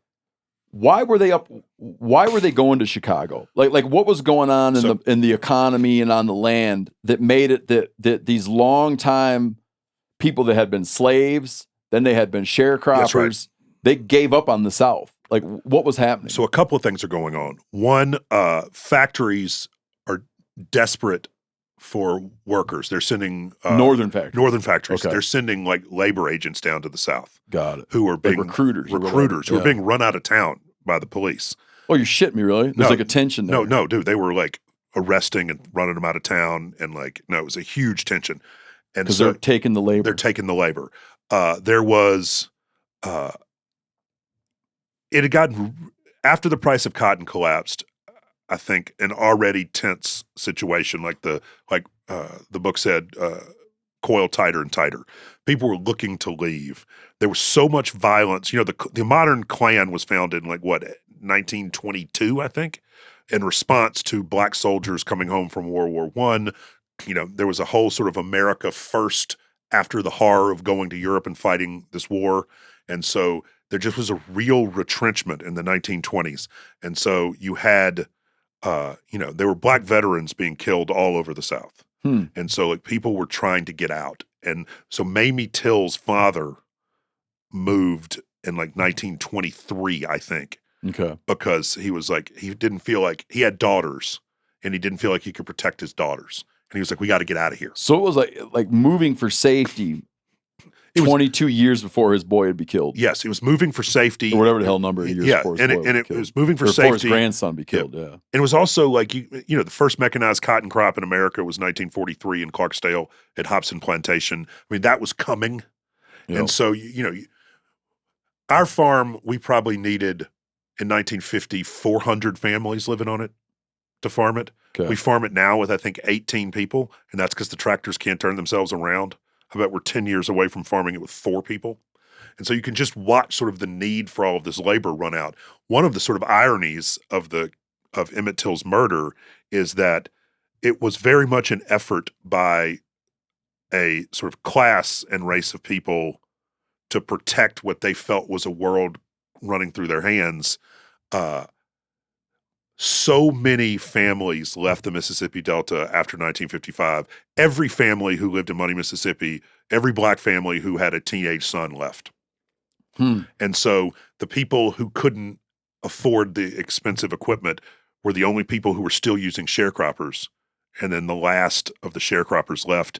And I think by 1965, there were no sharecroppers left in America. Got it. Yeah. So it was so the whole opportunity was evaporated. Yeah, and so he arrived at the last gasp of a way of being in the world and didn't know it.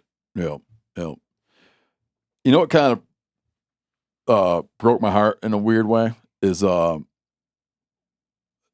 always have and do hold up World War II guys on a pedestal. Oh yeah. Emmett Till's murderers, man.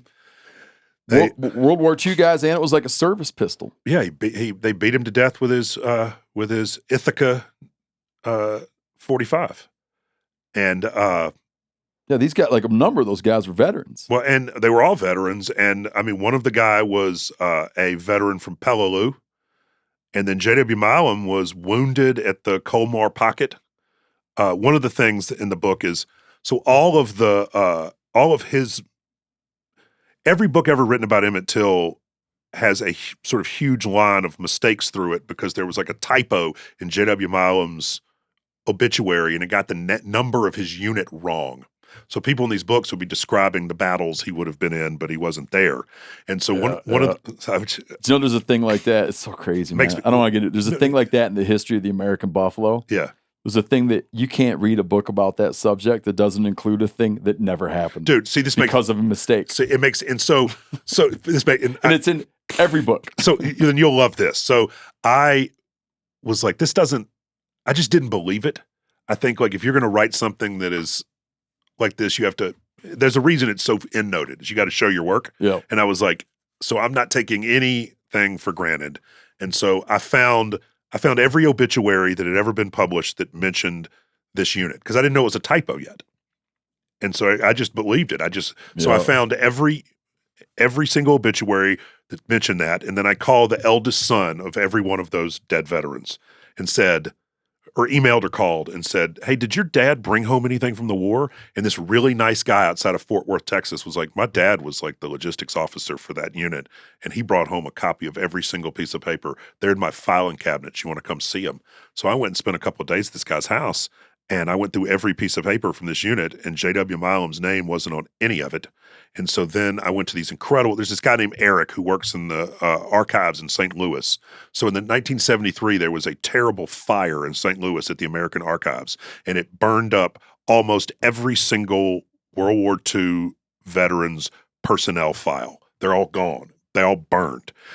The unit files with like the morning reports, all of that is still there. So you can recreate someone's service record, but it's unbelievably tedious. Okay. And so I eventually recreated his entire service record. And then I went to France and then I walked the battlefields, I like walked through the forest where the foxholes were, wrote all of this and then cut it all out of the book. But I spent a lot of time with J.W. Milam's, J.W. Milam, legitimate, people claimed he won a Silver Star. I don't think that's true. Okay. But definitely wounded in the Colmar Pocket, like right there on the border between. Where was that? It's I nodded like I knew, but I don't know. No, it's right on the border between Germany and France. Okay. So like Strasbourg, like when I went there, I flew into Stuttgart in Germany and drove across the border. I see. That was the closest airport. Yeah. So you really tracked these guys down. I did, and I had a whole Peleliu thing on Melvin Campbell. And like, it's just when a legitimate war hero thinks that it is necessary to torture and kill a child to preserve something that he feels is being lost. Like, I say in every book talk, like, yeah, forces had a lot to do with Emmett Till's death, but forces didn't kill him. Everybody in that barn that night had free will. But what's so interesting is you watch these people move across the South. My family's sort of moving in roughly the same places generation by generation that the Milams are. But the Milam family was married at one point into the DuPont family, and so you watch them generation by generation, poorer, lifespans get shorter, not longer. Mm-hmm. You are watching a family keep going west to try again with the next generation, failing generation after generation, continuing to move west until there's nowhere left to move west. And so the generation that sort of washed up and there was nowhere left to go was like J.W. and Roy's parents' generation. And so they were in the hills. They had their noses pressed up against the glass of the last great gold rush in the cotton industry. And they didn't get down into the Delta until right after it collapsed. And so for generations, they've been trying to get into this place where this land was, and they get there, and then the promise of it is all gone. And, 4 generations of Milam men either killed someone violently or were killed violently. And you're just watching a family disintegrate. And Emmett Till, with his hope and with his young teenage sense of adventure and of boundary stretching and of looking for the line, he intersected. He was on the way up, and he intersected with a group of people who had been auguring in for generations, and like that has something to do with all of this. It's like, you just forget, like, there's a storage unit in Chicago right now that the Till family has that has Emmett Till's toy train in it. No kidding. This was a child who ran into a family that had been so disillusioned by whatever they had been sold about the possibility of where they lived that it had curdled into something terrible. Corinne and I were having a conversation yesterday in preparation for you coming. And somehow, like many conversations I'm in, came around to OJ. Look, I got a weird, I don't know, man. I met OJ once. No, it's a great story. Yeah. You should talk about your quick OJ story. Then I'm going to talk about the conversation we were having about you that turned into a conversation about OJ, which I'm going to turn into a conversation about the acquittal. But go ahead. That's perfect. And then I'm going to riff off of the acquittal and turn it back to OJ. All right, no, you don't know what point I'm going to make. Did you put LSD in this coffee? Nope.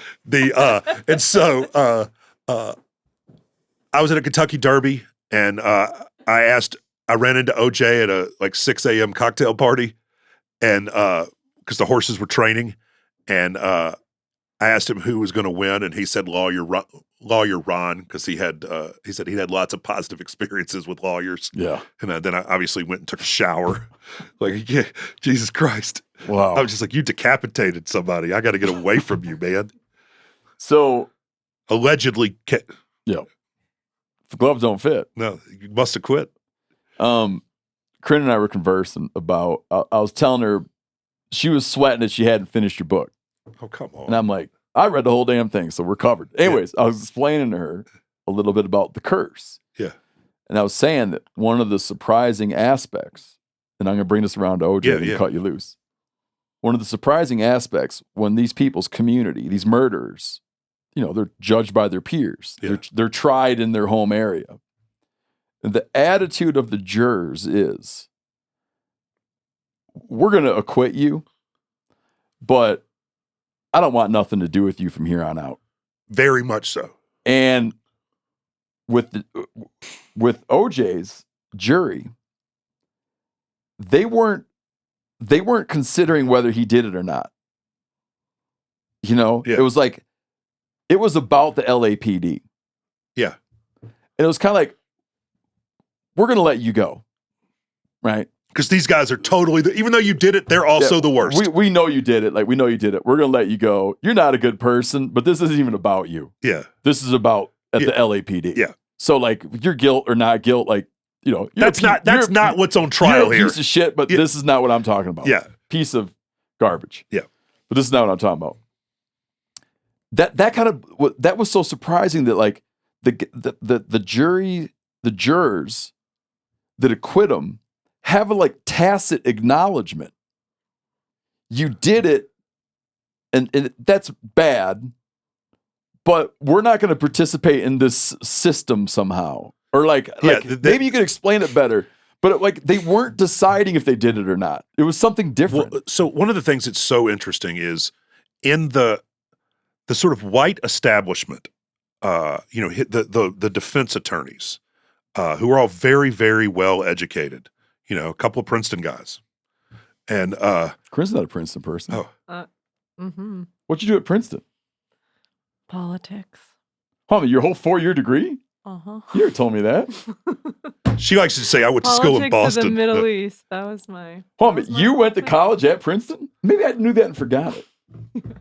What a brat. I don't really talk about it too much. Rich guy over here. What are we going to do? That's not the case. Come on. Jesus Christ. Big rich guy over Their here. financial aid package. What's your name? Like Van Cocklehorse the Fourth? What are you like? Schneider. Oh, the ninth? My dad's from Brooklyn and my mom is from Beijing.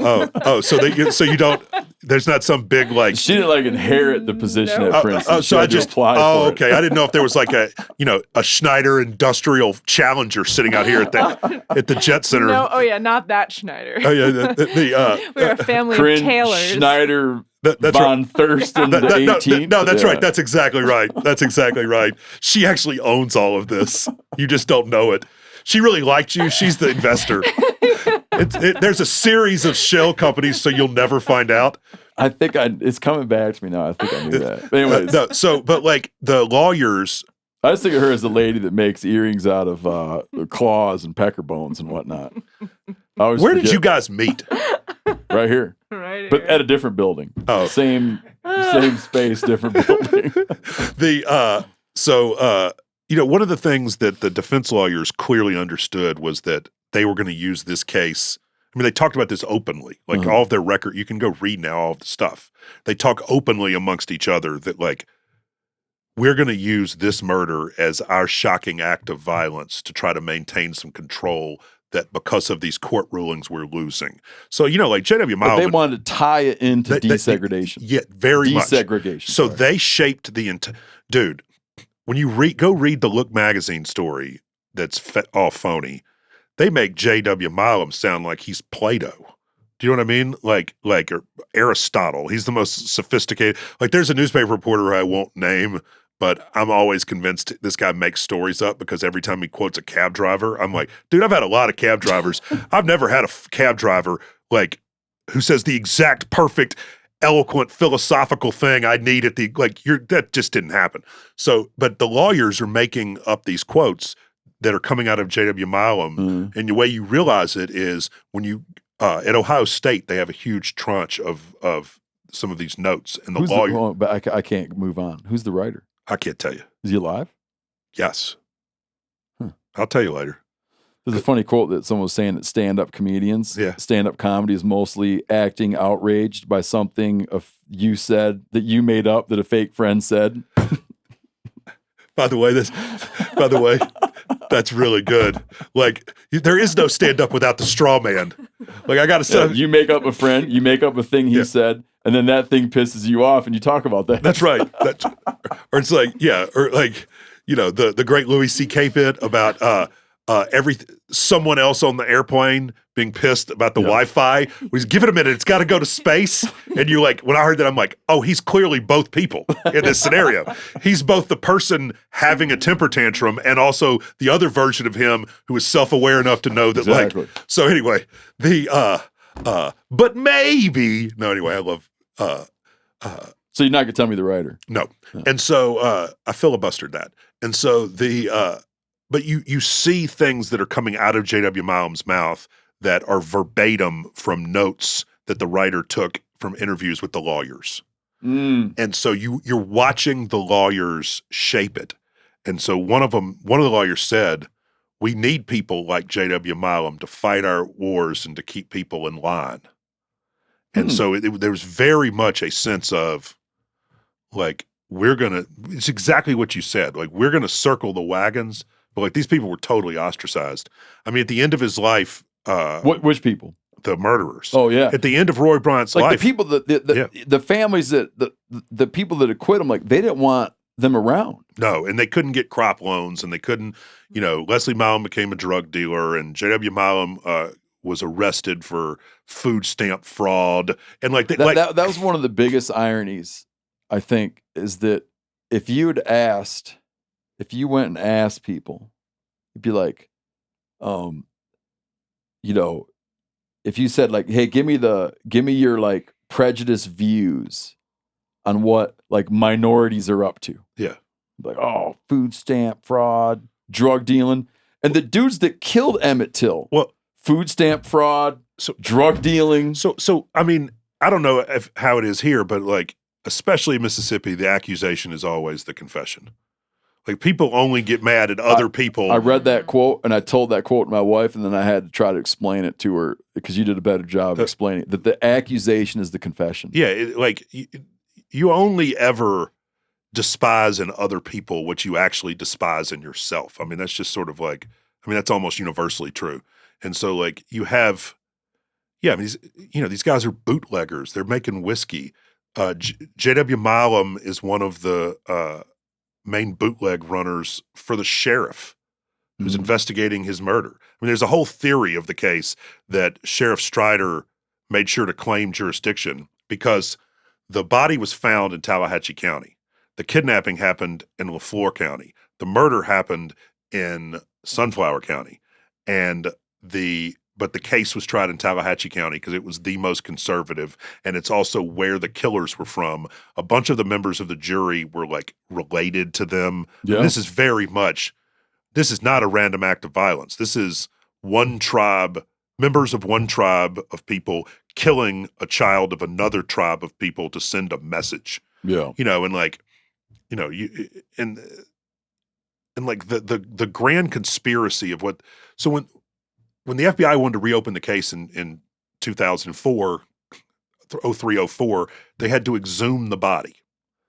And so the reason they had to exhume Emmett Till's body was because the jury had said that wasn't Emmett Till that they had pulled out of the river. So what the defense's theory of the case that the jury bought was that the NAACP, in cahoots with the Communist Party, had gotten a body out of a morgue, thrown it in the Tallahatchie River, weighted it down just enough, obviously understanding the deep science of your body releasing decomp gases, so they would know exactly how much weight to have so that it would sink but then float again. Somebody had really done some work, and that this body and then Mamie Till had said it was her son in exchange for getting a payout of a life insurance policy, and that Emmett Till was alive, and that all of this had been done to make Mississippi look bad and to help the Communist Party take over America. And that was the case that the jurors made. That was the case the lawyers made. And that was what the jury bought. So they had to exhume him and do a DNA test to make sure that the body in Burr Oak Cemetery in Chicago was Emmett Till. And of course it was. And, and then like, I'm going to find this thing real quick. Cause this is what is being taught about, this is from a textbook. That's being taught right now in the Mississippi Delta about the Emmett Till murder. I mean, you talk about the accusation is always a confession. Only a state that has so actively rewritten history to such a degree would be worried that someone else was come along and do it the other way. So like, Mississippi has been banning textbooks forever and rewriting text. Like my Mississippi history textbook stopped before the Civil Rights Movement. So this is from a textbook. And this is the only thing in the textbook that is about Emmett Till. And this is being taught right now. In 1955, J.P. Coleman, the Attorney General from Choctaw County, was elected governor of Mississippi and was elected governor in Mississippi's first general election after the Brown v. Board of Education decision. Coleman promised to keep the schools segregated. He proved to be a moderating force during a very difficult time. Just after the election, Emmett Till, a young black man from Chicago, allegedly made a pass at a white woman in a rural store. 2 men kidnapped him, beat him, killed him, and threw his body in the Tallahatchie River. The coverage of the trial and acquittal of his accused murderers, who later admitted their guilt in an article in a national magazine, painted a poor picture of Mississippi and its white citizens. That's the textbook. Mm. And so, like, well, what about that? Help me understand. So the thing for me is that the entire murder is still taught in the context of the death of the worst part about a death of a child is the poor image, or is that it sure made the no, I understand. Sure made the white people look bad. And like, you know, I think like somewhere along the line, learning our history was transformed into sort of relentlessly attacking people with it. And I think like you shouldn't learn the history of the Mississippi Delta to determine who is currently politically problematic, who should be canceled. You should learn the history just to know it. Mm-hmm. And so like, I don't feel guilty. Like I don't have some weird like Southern guilt thing, but I do think it's incumbent upon me to know what happened on this land if I'm going to farm it. And, you know, and I do think that it is essential to be able to say this is what happened here. And, you know, it's not like, you know, we're still on the land. You know, it's not like I fail to understand how learning the history of this in any way negatively affects me. I mean, I've thought about that a lot because that conversation is in the air so much. And like, I just fail to understand how teaching this history in a school could do a single thing to me or anyone related to me. Yeah. What kind of opposition to your work have you encountered, or threats, or people trying to undermine it? Not really, because, you know, there's that one, I'm from there, and like there's that great, I think it's Wiley Ray Hubbard wrote it, but like Robert O'Kane does the sort of version I know. He's like, I may not wear a Stetson, but I'm willing to bet, son, that I'm as big a Texan as you are. Like, I sort of feel like we've been there a long time. We're going to be there a long time. I can kind of say whatever the hell I want. There's a sense of also, it's just true. And like the people who are from there know it, you know, and are much more nuanced about this than our two-dimensional politicians would lead you to believe. Like, you know, like Mississippi and Mississippians are complicated. And so there've been very little pushback. And, you know, it's interesting because, I mean, I love the Mississippi Delta. I didn't know hardly any of this. I certainly didn't understand. You know, there's the Paul Simon song it's not the highway through the cradle of the Civil War, but I don't think I knew that until this. I mean, there's just a lot about the actual history of the land and the way that both, you know, I think Faulkner is so often misunderstood. I think if you go read The Bear, you go down Moses, you go read Absalom. Like, I think one of, if not the most animating things in all of his work is the bewilderment at the Mississippi Delta going from uninhabited swamp to a agricultural factory in 25 years. Yeah. I mean, it would have taken 1,000 years in Bavaria to kill a forest that big. And I think like the idea of civilization as the enemy of nature and how that flows through Faulkner's work. I mean, like when I read The Bear, when I go read, like I said, Go Down Moses or Absalom, like I feel like Faulkner's read now only through the prism of race. And I actually think I think you have to read Faulkner through the prism of his deep bewilderment at the sort of existential loss and trauma of having that much wilderness just erased. Yeah. And like what that does to a people. Like, I mean, it's not an accident that like nothing about the land where Emmett Till was killed has anything to do with God. Like this is man-made land. None of this bears the fingerprint of the Creator. Got it. And it's been so wholly overridden. Yeah, it just has nothing to do with and so, if you ever go out to that barn and wonder, like, God, did God forsake this place? Maybe the answer is yes. History, man, like, I get what you're saying. And history's so tough, and the telling of it's so tough. The other day, I took my kids. We were in New Mexico for a wedding. Yeah. And I took my kids to Bandelier. Oh, yeah. Okay. The site of old ancestral Puebloan settlements. And there's a big sign. You get up in this high overlook, and you can see Los Alamos Laboratories off to the west, okay? And there's a sign there. And it's a National Park Service sign. And the sign is exclusively about that Puebloan people weren't allowed to go on the Los Alamos land starting in 1943 or whatever the hell it was. Okay. And the freedom to go there still hasn't been restored. I said to my kids, I called them over. I said, man, I want you to understand what this sign is. And I want you to understand what's not here. Well, and I'm like, that's crazy. Well, I wouldn't you want to not be on a site where we test nuclear weapons? I said, if I was going to write this sign, you could call my kids in here and ask them. I said, if I was going to write this sign, I would say, and it's worth pointing out that the thing they invented on that site over there saved probably 250,000 American lives, because we would have had to have invaded the mainland of Japan. And so I'm like, there's just, I was like kind of lecturing them. I'm like, there's just always more to the story. And also, like, if you don't want someone to drop an atomic bomb on you, maybe don't attack them. Because, like, there's a certain degree of don't start shit, won't be no shit. I know. And it's like once you become, but the point being, once you become aware, like you did, like you got obsessed. Yeah. And you attempted your book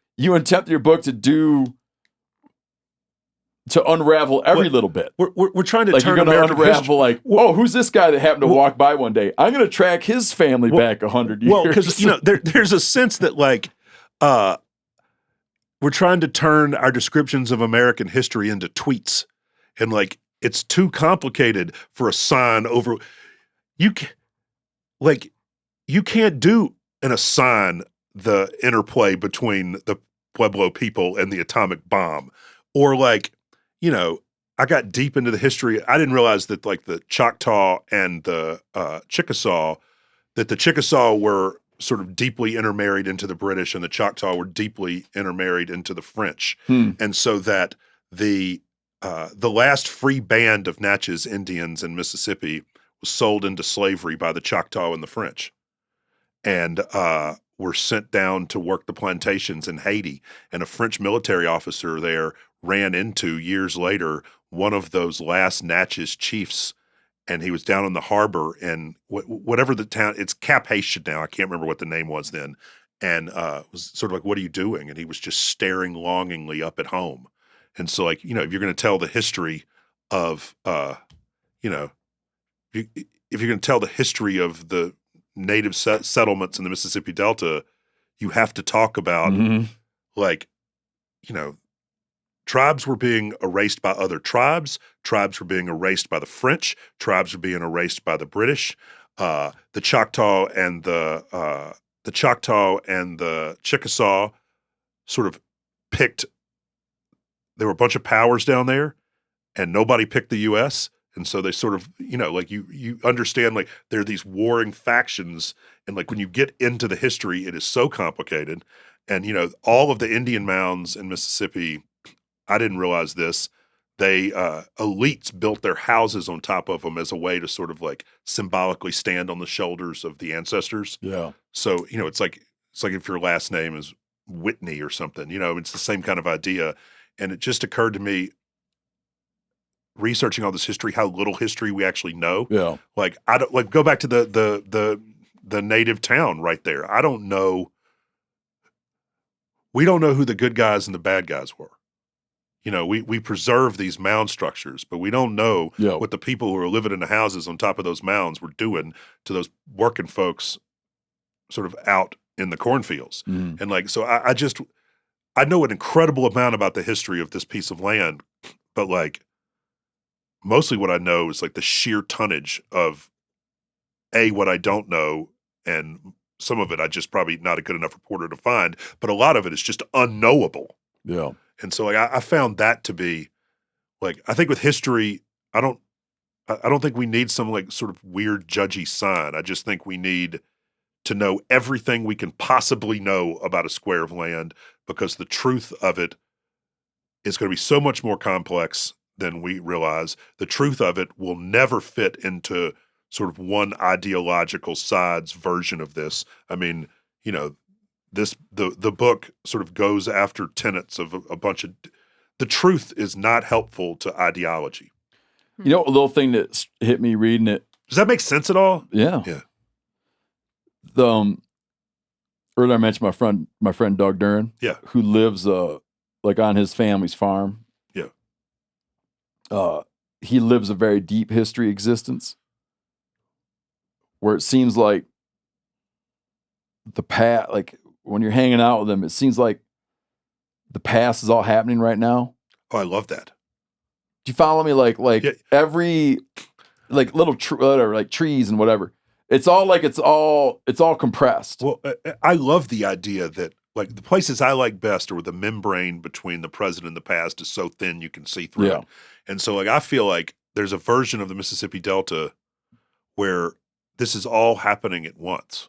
Yep. And it's all happening right now.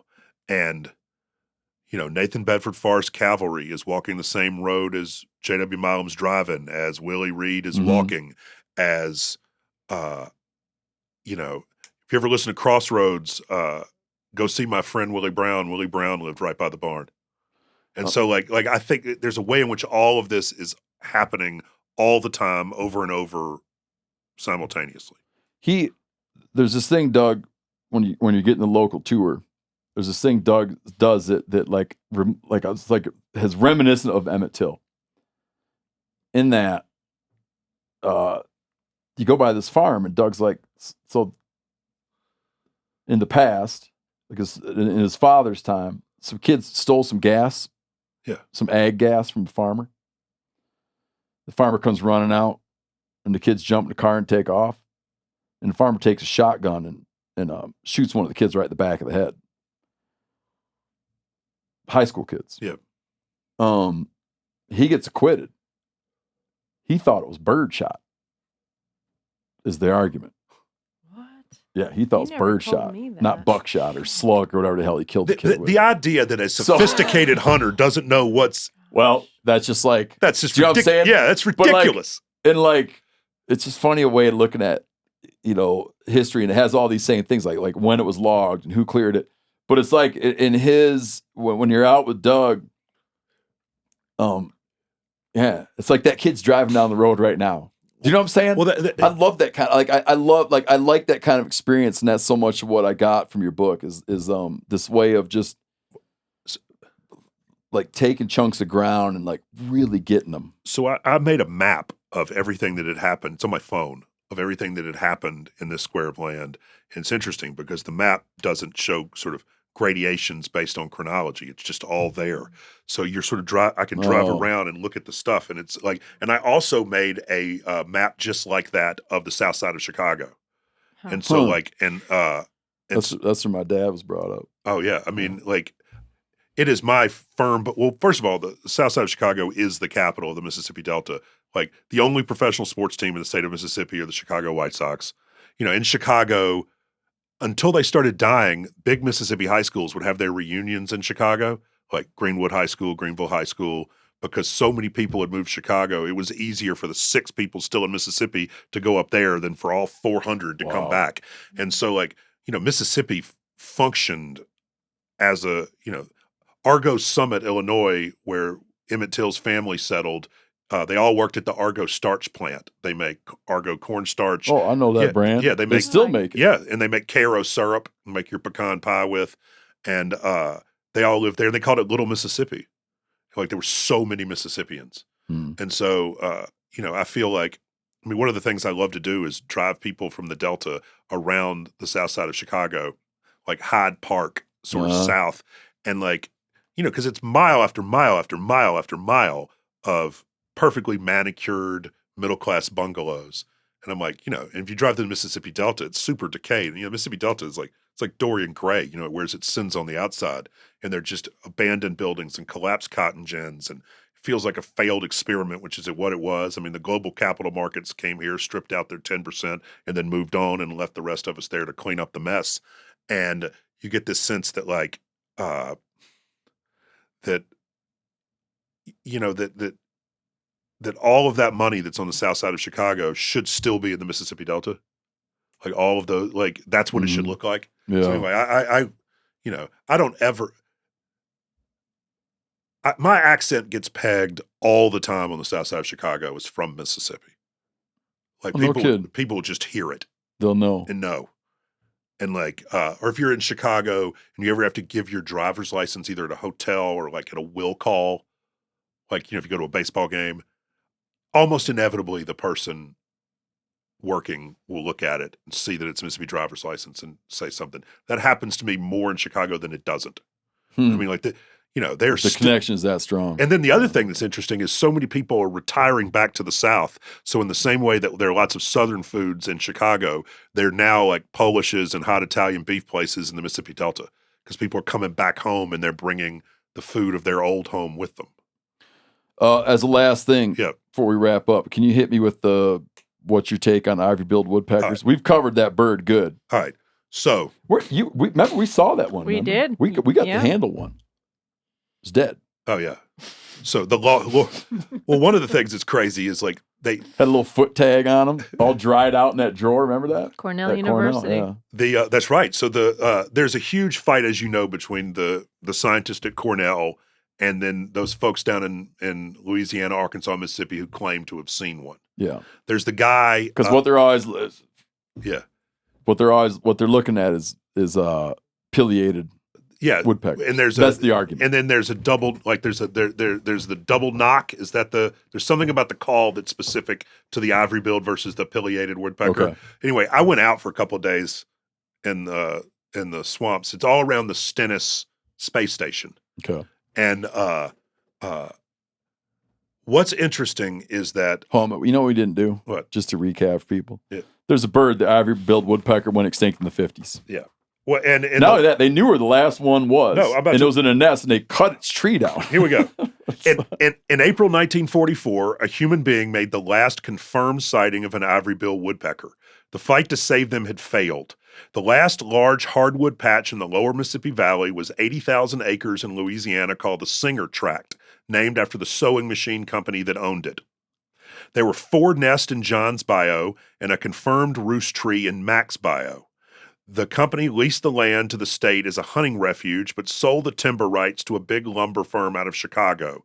When the war began, Chicago Mill and Lumber, World War II, signed a contract with the military to deliver wood. It began cutting immediately. The National Audubon Society went to work to save the woodpecker habitat, lining up state and national support, even getting the War Department to agree to accept less wood in exchange for saving the bird. The company cut it all down anyway. The company executive who answered all of these pleas responded by saying, "We are just money grubbers. We are not concerned, as are you folk, with ethical considerations." So many animals had vanished from these river hardwood swamps. The red wolf, the cougar, the Carolina parakeet, and now the saws had come for the Lord God bird itself, the Ivory-Billed woodpecker. The wood got turned into military packing crates and plywood gasoline tanks for fighter planes. The Audubon Society sent a researcher back into the vanishing forest to see if any birds remained. He found one. The researcher told a colleague, who was also an artist, that if he ever wanted to draw an ivory-bill from a living bird, the time was now. Don Eckleberry, just 23, went south to the swamps. He searched and followed and looked for specific nests and trees. Walking through a swamp while looking up is a learned skill. One evening around dusk, as barred owls sang in anticipation of a nighttime kill, Eckleberry and his traveling companions heard the double knock. They silently waited. 13 minutes later, the bird swooped through the clearing, flying above the broken tree corpses left by the lumberman. Eckleberry notated the details in his journal. He stared at the last known ivory-billed woodpecker and would never forget its face. Hysterical, pale eyes, he wrote. And so also the family that cut down those forests is the family that founded and nurtured and invented aspen. So like people who love their wilderness don't give a shit about yours. Huh. You know what I mean? No shit. Yeah, and like Wow, man, really? yeah. And so like it's infuriating me. Like you come down, you're gonna cut down my wilderness and then go somewhere else and preserve wilderness and act For like your vacation yeah, spot. that's right. I mean, that's a hearty fuck you to them. Sorry, Phil. Oh, good. I don't do the TV edits. This is somebody else's problem. you know I'm what, just that's- trying to look out for them. It'll go. Yeah, it's fine. I like how Clay even beeps out when someone says like, "Gosh darn," Clay will beep it Uh-huh. out. He's so opposed. You know, it'd be really funny if you beeped out stuff that wasn't cursing and make it look like somebody is just yeah, that'd be a great trick to do on somebody. yeah, just make beep, yeah. beep, His beep. mom be like, "You should be ashamed of yourself." Like my mom's always like, because my mom listens to all of these, and she's always like, "You need to leave the locker room, talk in the locker room." So, do you think there's still Ivory-Billed woodpeckers around? If you had to guess, and I'm talking the kind of guess where there's a gun to your head. Gun to my head, gun And to here's what I like the latest kind of thing out. There's an omniscient being that knows all truth. This omniscient being has a pistol. Yep. It says, I know, the omniscient being. I know that if there are or are not, I'm going to ask you the question. If you get it right, you live. If you get it wrong, you die. Okay, this is a fun game. And then I go, What's that line from The West Wing? If the Oscars were like that, I'd watch. And I say to you then, so there's no being cute. There's Yeah. no being like what you wish was true. There's no being cute. There's no devil's advocate. It's just pure, you live or die. Here's what I think. And I say, are there Ivory-Billed woodpeckers alive right now? My answer is no. All right. If with the gun to my head. All right, so I will say this. My answer is not going to be no, although I am hesitant to offer a wilderness hot take in the corporate headquarters of MeatEater with Mr. MeatEater. So I don't want, I feel like you probably know more about this than I do. I say that I think there is because, no, and here's why. And here's why. No, I hope you're right. No. See, now the omniscient being is like, geez, maybe I'm wrong. No, so here are the two reasons here's why I think that. I think one, I think that there is a tremendous desire from sort of the ornithology establishment for it to not be true. And so something about the argument against it feels a little bit to me like the lady doth protest too much. Yep. There's something about how aggressive they're being that makes me think that Yeah. they're operating from a place of weakness, not confidence. Okay. And That's then good. And then the other thing I think is that I think, I love to watch your show. And one of the reasons is because I like to watch you guys move through a universe, the scale of which is so unimaginable to me, like where you're sort of glassing over three valleys and just thinking like, there's so much we don't know about what goes on in the wilderness Mm-hmm. that like, I tend to think that like, whatever we think we know, I feel like will be proven wrong. I just Okay. think they're mysteries that, and maybe I'm just romanticizing the idea of wilderness, but like, I just think they're secrets and they're mysteries that, like the deep ocean, remain unknown and almost unimaginable in their sort of wonder and surprise. That would be my argument. Great. I'm going to holster my pistol. Well, I'm not the omniscient being. Oh yeah, I was about to say, by the way, the moment you fake shot me was the moment your inner narcissism revealed that like in this story, you're the omniscient being. So I'm glad. I'm like, wait a minute. Yeah, I don't know how I got into that role. I'm like, wait a minute. I'm like, Yeah. he just shot. Oh shit, Steven is Yeah, I don't the know what omniscient happened there. being. I know. I somehow got into the role. I didn't want the role. No. But I did. There I was. Ladies and gentlemen. If nominated, I will. No, that's right. Get your brain, if you want to stretch your brain out real good, like a real good brain stretching, pick up The Barn, The Secret History of a Murder in Mississippi, by a man who was born and raised 20 miles down the road from that murder. It's a landscape history, it's American culture, it's politics, it's agriculture. It's everything, man. It's everything. It's the whole everything squeezed beautifully and elegantly into a single book. Wright Thompson, thank you very much for coming on, man. Man, thanks so much for having me. Appreciate it. Thanks.